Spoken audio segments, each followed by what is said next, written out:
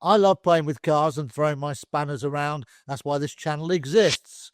But to do some of the challenges, the trade-up challenges, and some of the other challenges that I'm doing, I need to buy and sell cars. So I really should do that properly so I don't get into trouble and I don't lose lots of money. So can I set myself up as a car trader? The first thing I need is a trader insurance policy. I'm setting myself up as a part-time trader from home.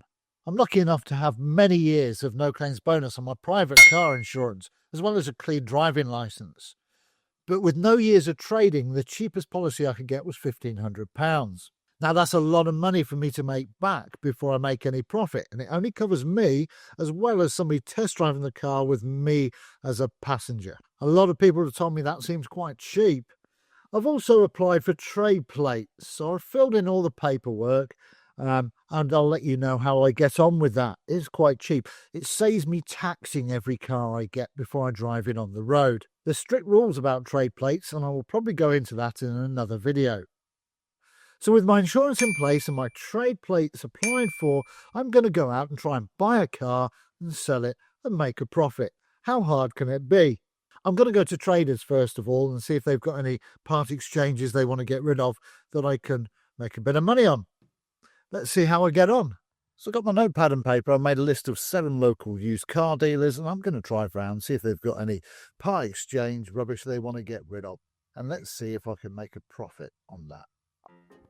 Okay, you can't think at the minute, but he's taken my number. Okay, here we are, arriving in a second. Well, that's all shut up, that one. But the nice thing was there's a little cafe next door, so I had some breakfast. Right, next one. So here we are at number 3. Let's see what they got. So he just does vans now. He used to do cars. I know he used to do cars, so he's not really interested. This is a bigger dealer, and it seems quite sparse of cars. This is one of these big car centre places, but let's see how I get on in here. Let me grab my stuff. Wow. So they've stopped trading cars. They were really, really big. And now just a focused sort of MOT and service centre. They have given me a card of somebody to talk to, and they're not that far out of the way, so I will I'll stop and see them on the way back. So far, it's not looking great, is it? Right, it wasn't far to this one, so let's see how we get on here. It looks like their car prices are more likely to suggest they'll have cheap trade-ins, but let's see how we get on. Okay, so yeah, they feel a bit uncomfortable doing that, but they don't have anything any rate. But they have suggested somewhere else. I'll try. They tend to put everything through car auctions or eBay. 6 out of 7. Let's see how we get on. This ain't fun. That was a flat no. I'm alright, mate. No. One left, and then I've got this card here. Then I do have one other idea, checking the internet. It's going to be better than what's going on at the minute here. No, it's not working, is it? Right, so this one was last on my original list. Come on, fingers crossed. Let's have some success. Well, he was a really nice chap, and it's a slightly different story there. He does get 2 or 3 people calling in, he says, and he's got somebody he works with quite regularly when he gets something like this, and he doesn't just tread their toes.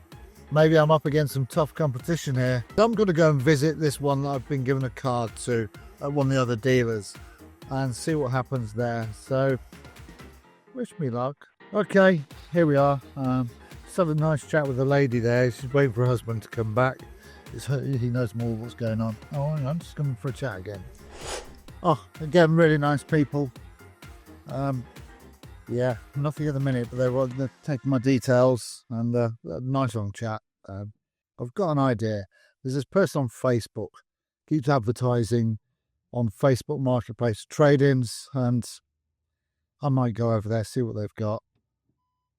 A really nice chap. We spent a bit of time chatting. He has a car there which needs a new clutch. It's a Peugeot 106. Should be easy to sell to youngsters. It's red, great colour. It looks pretty straight. I've made a little list of things it needs, so I'm just going to sit here and work out what it would cost me in parts. 2 tyres on there as well, which is something to consider. So I've added it all up.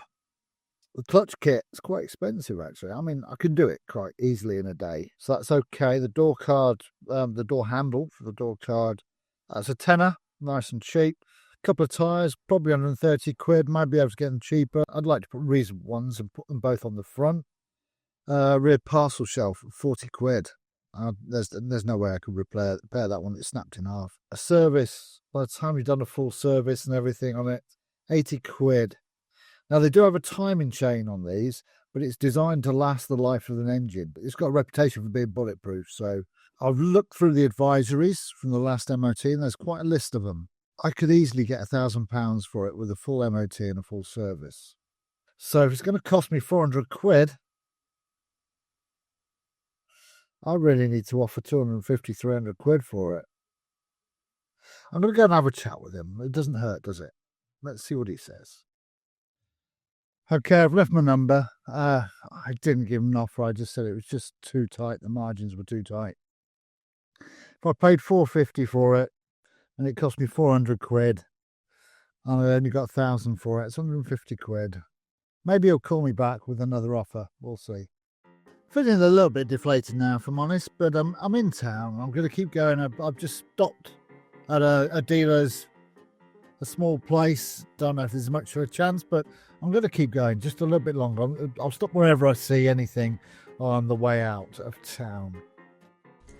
Another really nice chat with a chap there, but he's got his own garage. Obviously, he fixes everything up himself. He says there was stuff. He did have a look. He thought there was something that just failed an MOT that I could have taken on, but it actually passed, an old Ford Focus. But he says, he's now fixing stuff he would never have bothered fixing before because everything's so expensive now and it's worth doing.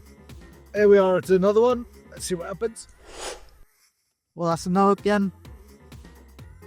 I took my number though. Nice chap. Let's pass in another one. I'm going to stop in there. Again, really nice, but no joy. Sent me to a couple of other places. Well, two that I've already been to and one I'm just about to go and try. Then I think I'm nearly done.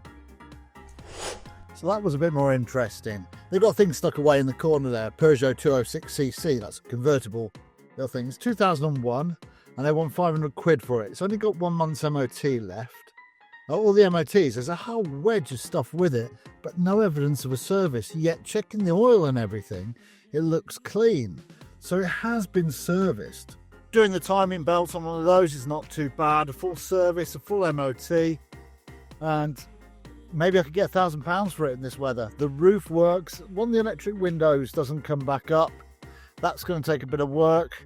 There's a tiny bit of body work in the rear bumper, but it just needs a real good clean and it'll be pretty good.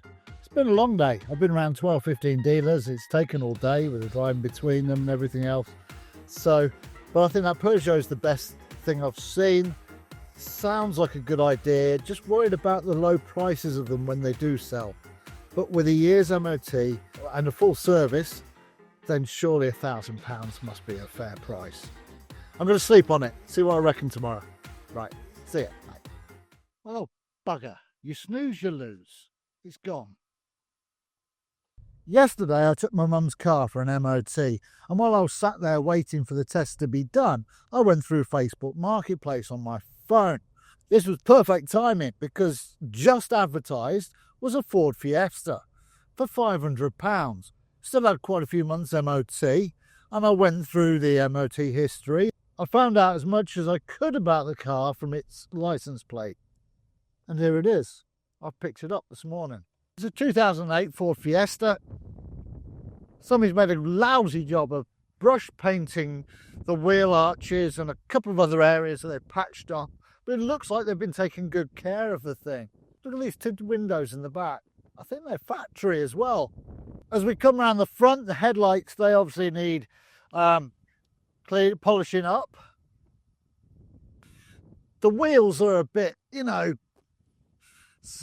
but it's not worth me spending a lot of money on these wheels for a car this value. Otherwise, it's pretty straight and I'm quite impressed. I reckon I get the paintwork sorted out, made a little bit neater. Oh, look at these scratches. They'll come out. They'll polish out and sort the headlights out. Get a year's MOT on it. Give it a good service. I could be looking at 1,200 quid for this. Maybe 1,100, 1,200. I reckon 1,200 quid. Then I will be a car dealer. I'm now taking it for an MOT itself. His MOT does expire in September, but every vehicle I sell, I want to have a year's MOT, make sure it's fully serviced, and at least half a tank of fuel.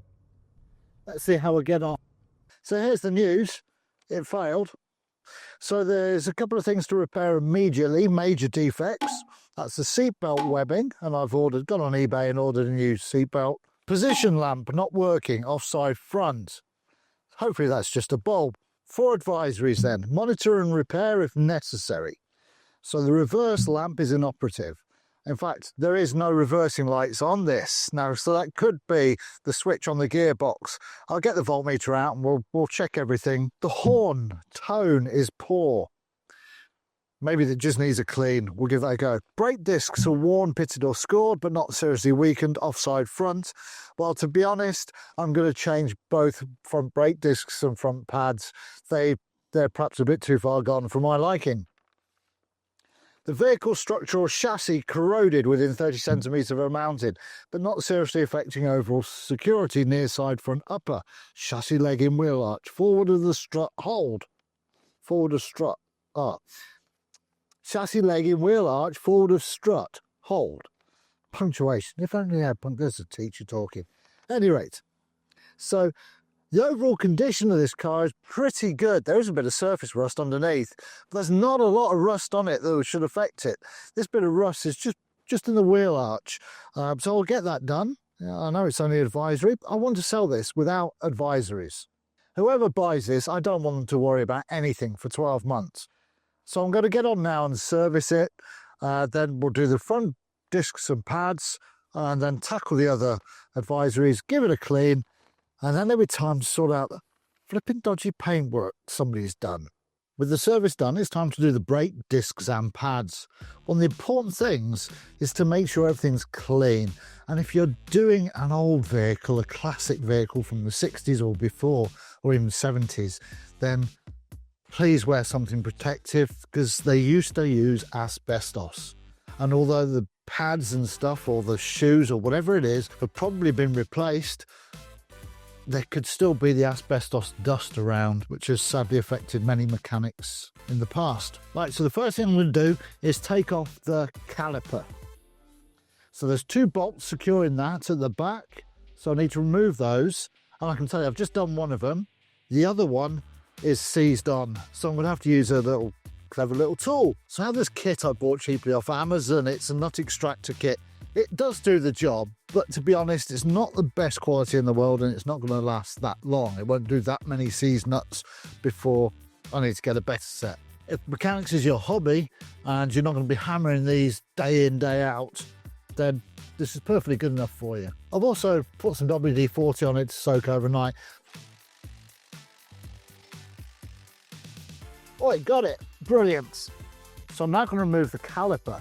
That might be a bit tricky because the disc is quite worn and there's a lip there, so I've got to get it over the lip, so I might need to use a bit of force. I'm replacing the disc and the pads anyway, so I'm not going to be too upset if I jam a screwdriver in and lever it apart. So I have already taken the cap off the brake fluid reservoir, and I've also put a little plastic bag over it so nothing dirty drops in.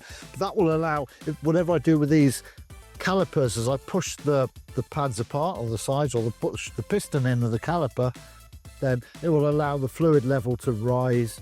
And quite often I'll put a towel around the reservoir and soak up any spillage. Right. All the time I'm doing this, I need to keep an eye on this cable here, make sure I'm not straining it in any way. I'm now going to take this off and balance it on the top there.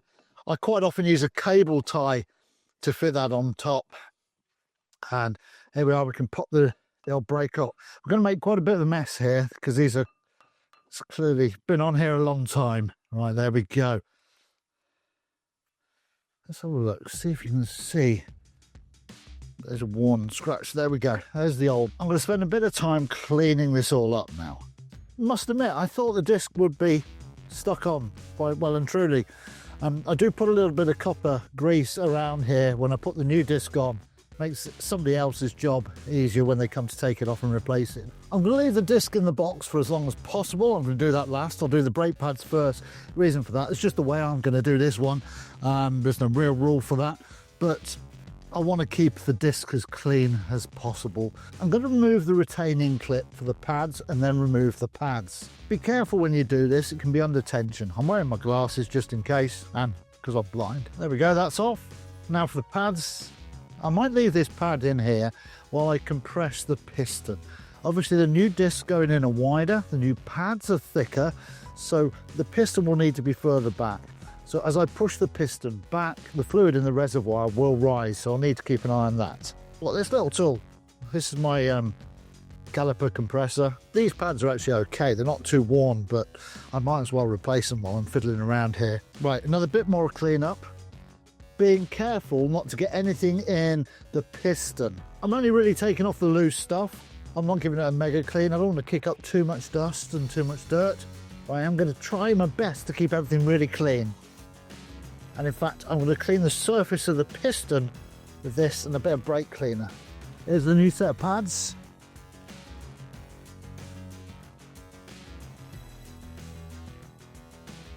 We'll start with the rear pad first. The one closest to the piston, and you can put a bit of grease on the back of the pad. I don't want too much on there, so I'm actually going to apply it straight to the piston surface. Bit of copper grease, just a tiny bit on the back here. The technology with these pads has come on so much, you barely ever hear squeaking brakes nowadays. Right, these springs can be quite tight, so that's going to be quite difficult to get this on. I've got to keep myself clean while I'm doing that, so I'm going to put some gloves on now. Sorry, I've moved you out of the rain. I get obsessed with cleanliness when I'm doing brakes, so every now and then I stop and clean everything. There we go, slip that in, put the retaining spring on. If you're worried about how these go, take a picture before you disassemble your caliper. Yes, it's in. 3 things: cleanliness, not putting too much strain on the brake hose here. Do tie this up if you can, use a cable tie or something. And third thing, keep an eye on your reservoir. Make sure your fluid isn't coming out, because it'll really knacker up your paint and everything else. Right, time to give this all a clean and then fit the new disc, which just slides on. As I said, I'm just going to put a bit of grease on here just to make it easier for the next person. A bit of copper grease. There we go. Sometimes these discs come with a coating of oil to protect them, so you must clean them with your brake cleaner. I'll clean them now, and then when I put them on, and then when I've finished. Just keep everything really clean. Some brake discs have a hole and a screw in it as well to hold them in place. This one doesn't. Now time for the bolts. With the caliper bolts back on securely, I'm going to clean everything, put the reservoir cap back on, put the wheel on, take it for a drive. I'll need to be a little bit careful with the brakes while I'm out, make sure I don't do any harsh braking to start off with. And when I get back, I'll need to check the caliper bolts again, make sure they're properly tightened, and then check the wheel nuts again. Just double check, trust me from experience, double check. Well, here it is, an MOT without any advisories. So that's great news. It's had its service. I've even found the service book for it while I was digging around cleaning the inside, and it's got all the stamps. I've even found the sticker in the engine bay telling me about the last cam belt service. And when I looked in the service book, there it is. So that's great news. That's going to be very reassuring for whoever buys it. So with 12 months MOT, a full service, cam belt done recently, all I've got to do now is this blasted paintwork. So cleaning the car out, I found a couple of pots of little touch-up paint. Clearly what somebody's done is they found a couple of scratches on the car, and they've taken the touch-up paint, started off brushing it on there, thought, oh, better do a bit more and a bit more and a bit more, and it's grown. I've already prepared a couple of the areas and painted those, and underneath there wasn't much there. There's a tiny scratch. In fact, didn't need any filler or anything on one of them. The other one only just a tiny amount of fine filler. So it's not that there's loads of damage or anything like that. It's just somebody's, I don't know, gone a bit mad with the touch-up paint. I shouldn't complain though, because the car has been really well looked after. Everything's been done. We've seen it's got a full service history. And you know what? If you scratch your car, putting something over it is better than leaving it. Anyway, now we've got to go and do the last area. And I'll show you how I do that. Well, I've got my paint gear on, so it's time to get cracking with the paintwork. I've already sanded down with a 400 grit wet and dry paper. There's not much damage there at all. There's some scratches that I can just about make out. I don't know what happened. They got the little touch-up pen and obviously got carried away and did the whole section. But anyway, here we are. We're going to finish this off. So I've sanded it back. Masking tape a blinking long time. Take your time over it. A little trick for you here. I'm going to attempt to blend in this little crease in the arch, at the top of the arch, where hopefully the tape blending will be invisible. So fold over your masking tape like that. The other important thing is to make sure everything is really clean and dry. I am going to warm the surface with a hot air gun first. Make sure it's completely dry. I've washed it down. Use a panel spray, panel cleaner to degrease everything. I've already done this, but I like to keep doing it. I'm spraying outside. I will be using protection later on when I move inside for the next stages, but for the primer stage, while I'm talking to you, I'm not wearing a face mask, which is a bit naughty really, but here we go. First coat always is just enough to get the surface a little sticky. And that's all I'm doing.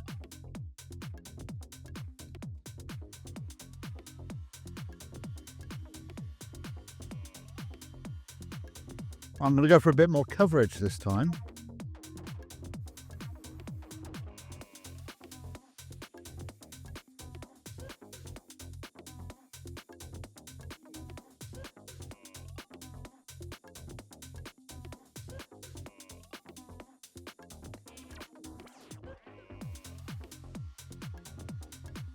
And then one last go.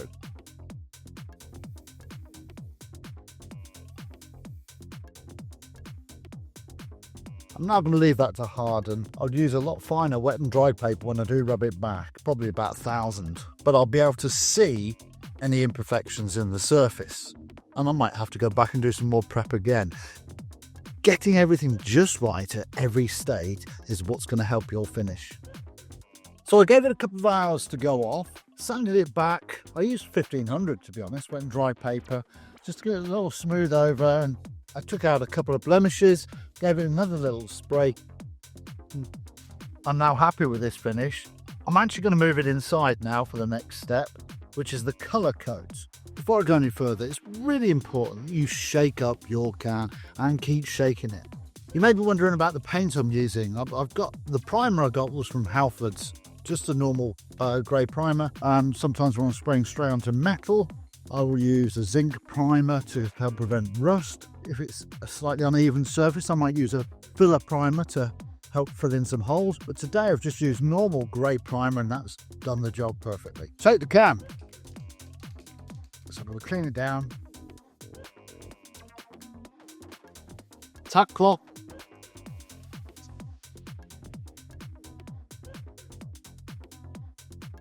As tempted as you may be, from now on, don't touch the surface. Anything on your finger could react with the paint. I'm going to warm the surface a little bit.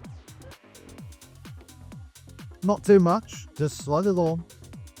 I'm actually going to wear some protection now because I'm inside. So I'm going to give it a light dusting and then a couple of slightly fuller coats. So I've done a few coats here now. Please build it up slowly, gradually. Don't be tempted to put too much paint on. You'll get runs, you'll get an uneven surface, you'll get all sorts of horrible effects. A couple of tips for you. Keep a little cloth there, just wipe the nozzle over every now and then. It will stop some of that splattering you can get from an aerosol can.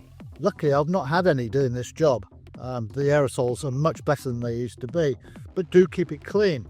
Keep shaking it. Keep shaking it. Another tip is I've used the masking tape on the edge that I want to blend in, and I've rolled it over, and I just peel it back a little bit each coat, just to try and have a smooth edge. What I've got to do now is let this go off for a couple of hours, let it harden properly, and then I can put the clear lacquer coat on. Time for a break.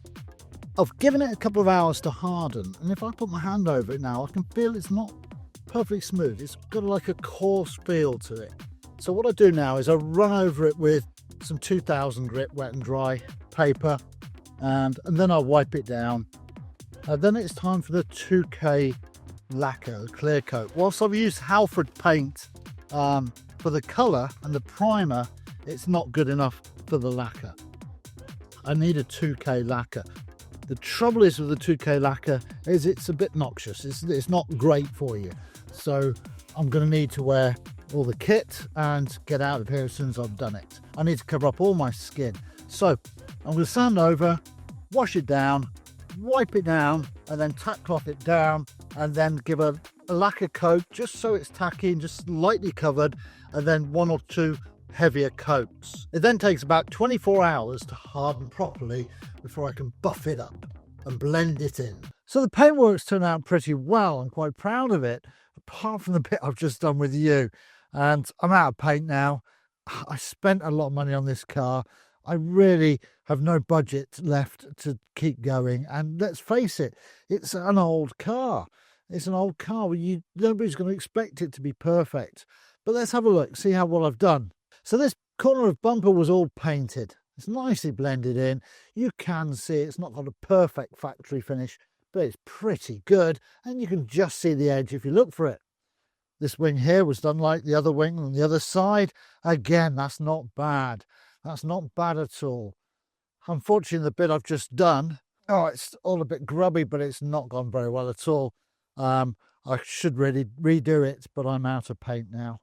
It's not, you have to go looking for it. There's still a couple of areas where people have done a bit of touch-up on it. Just here, there's a tiny bit of touch-up paint left. It wasn't worth me painting that. So with the paintwork done and all the other jobs done, let's see how much it's cost me, and let's see how I'm going to go about selling it.